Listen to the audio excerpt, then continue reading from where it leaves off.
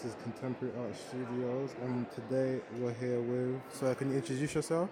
Florence at the Portland Gallery. And can you introduce the artist that you're here representing today? Sure. So for our fair, we've decided to bring along a range of contemporary and modern British female artists who primarily focus on sort of semi-abstract painting with an emphasis on colour and gestural making. So on the contemporary side, we've got an artist called Chloe Lamb, Emily Powell and Romy Elliott.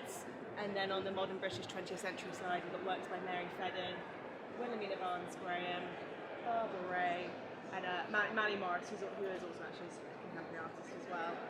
Okay, amazing. And just to emerging artists, what do you look for in trying to take on? When we take on someone new, we make sure that they fit with our current programme enough, that they're not going to be jarring with our other works, but also that they are bringing something new to the table. But that the main thing we look for is just quality of art, and that they fit in with everything else we do at the gallery. Well, thank you. That's quite all right.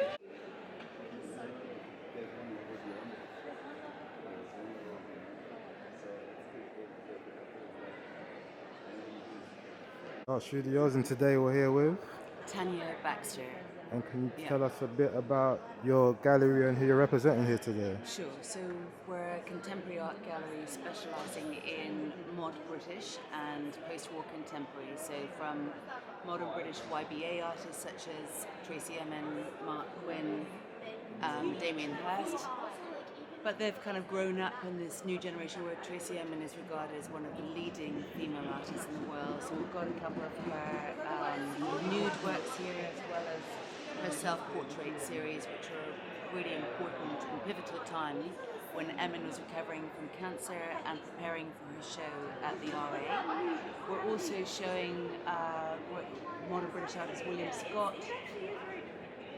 a phenomenal Bridget Riley, some lithographs of hers, and Davenport, Francis Bacon, one of the London School of Artists. His contemporaries are Lucien Freud, Frank Auerbach and Paula Rego, so really major artists. And then we've mixed it with some emerging artists such as Vanessa Verlaine from South Africa, the Royal Academy artist Pip Todd Wormuth, and then we've got Zhenchuan Singh, who is one of the top Chinese realist artists, and we've got works of David Hockney as well.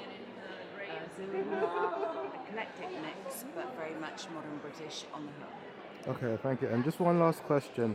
In regards to emerging artists, what do you look for in an emerging artist to try to represent?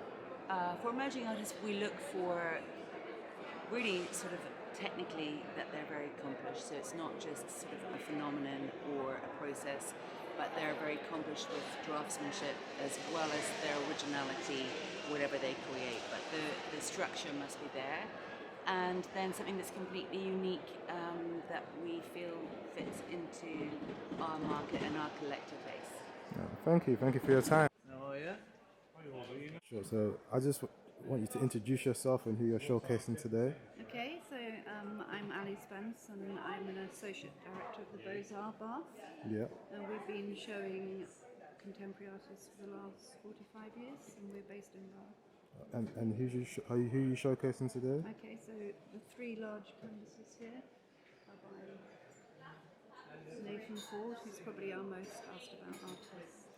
And do you work with a lot of emerging artists in your gallery?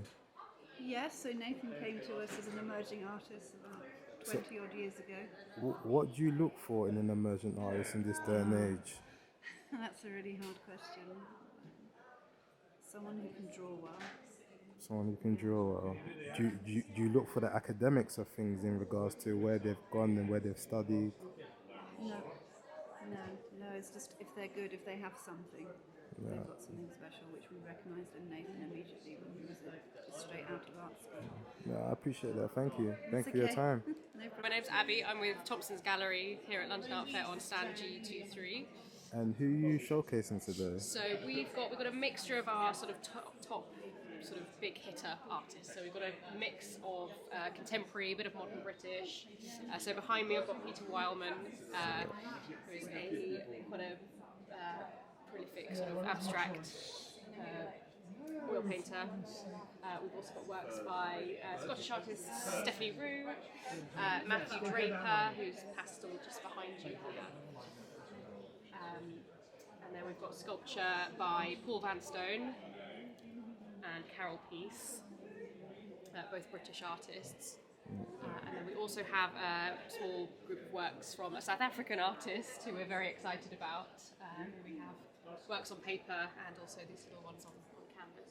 Okay, amazing. And in regards to what emerging artists coming up, what do you look for in showcasing emerging artists? So really what we look for, we celebrate painting and good sculpture most of all. So we love a good painting, good quality, something that really captures our attention, something that's original and something that you'll want to buy and you'll love for a long time really. So that's sort of what we go for. We've got a mixture of sort of emerging talent, but then also painters that have been with us for 20, 30 years, and we've kind of they've nurtured their process along the way and sort of seen them. I appreciate your time. develop. Thank you. So introduce yourself to the camera. I'm Sophie and I work for Cato Gallery in Hampstead at London Art Fair. And we just want to ask who you're showcasing today. Well, we specialise in contemporary art. We've got a pop artist called Paul Webb who does these beautiful kind of landscapes. He worked with Andy Warhol back in the day in New York, and that kind of informs his palette. We've got another artist there, well, I say Ting, Chinese artist, no longer alive, also worked with Andy Warhol, and also you can see the pop art influence. These three, hung as a triptych almost, are an artist called John Duffin, who's London-based, and loves architecture, and loves London, so goes around painting quite a few of the stations and buildings. This is our seascape specialist, Ramsey Gibbs, and these are Mark Edwards, who's been painting mysterious bowler-hatted men in the white wood, as he likes to call it, for a number of years now, and he's one of our most successful artists. Okay, and last question, in regards to working with emerging artists, what do you look for? Originality, something that fits in with our current artists, plus we know our customers, and even if the four of us who work here like the art, it won't necessarily be something that will fly with the customers, so we really have to analyse it from that kind of commercial viewpoint and not get emotionally like, oh, I love it, that, we have to make sure that we think the customers will go for it. Does academics play a big part in where he studied or she studied? No, not at all. Okay. But usually they've got at least 7 or 8 years commercial experience. We've got one artist who came straight from art school. So normally they've got a proven track record. They come to us with their prices that they're actually selling for already. So it starts from this. They've already got a degree of professionalism. Okay, thank you. To take on someone new. Thank you.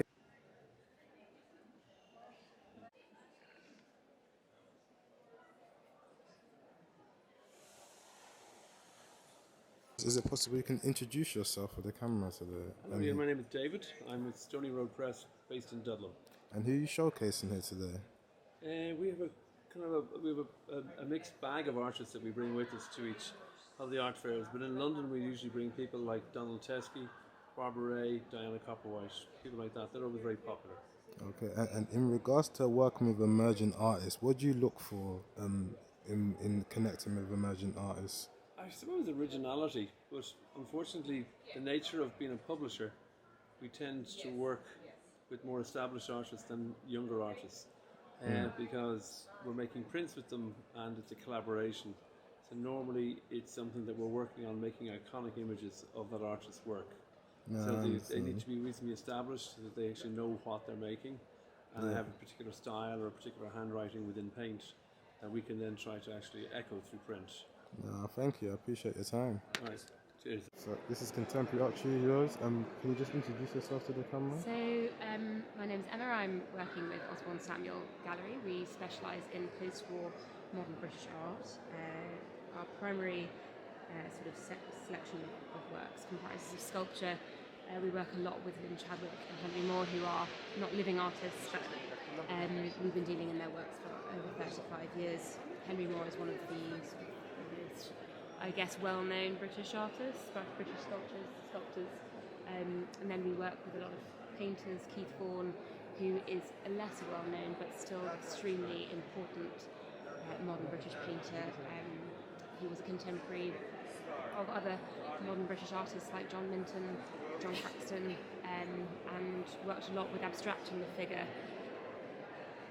On a more general scope, just to give a sort of brief overview, the work that we deal with, as I said, is post-war, and so our artists sort of experience that real sense of turmoil, and a lot of their work is a response to that. So if you look at someone like Prunella Clough over here, who's a very, again, important but often overlooked woman artist, she was directly responding to the increasing industrialism that was happening after the Second World War. I think it's important that we reflect on these things now, in a sort of late-stage capitalism, post-industrial landscape where we see the advent of fast fashion and supermarket goods, and we actually lose connection with where our goods come from, and actually being able to focus on these things with sort of abstract and emotional response. I hope this video gives a lot of emerging artists a good insight into how gallerists think, and hopefully you like, subscribe, and look forward to showing you the next video.